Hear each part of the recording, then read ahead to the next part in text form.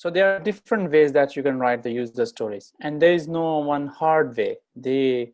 From my experience, and definitely if you guys have another experience, what I have learned is that as long as the requirements are understandable to the development team, and there is a certain criteria where they can close the user story, this is totally acceptable.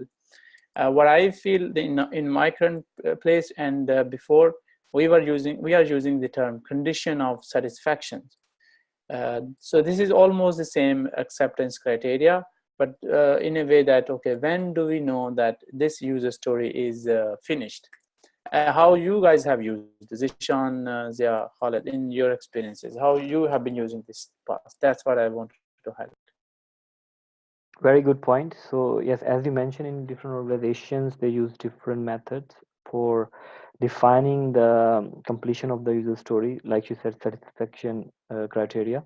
So similar to this, we have like definition of done for each user story. So what defines that the user story should have been done?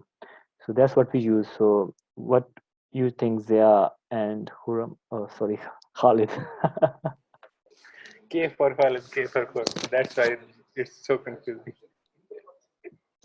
Yes. Uh, yeah. I second your opinion.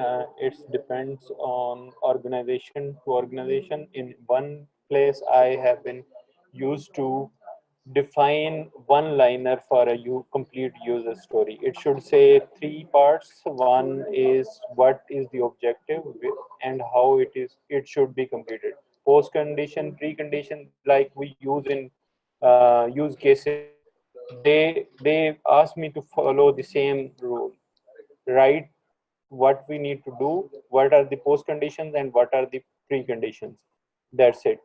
But gradually in different organizations I learned it too that the more elaborative a story is, the better understanding the developer will get and the task will be done with perfection, and it will be done efficiently. That's my opinion.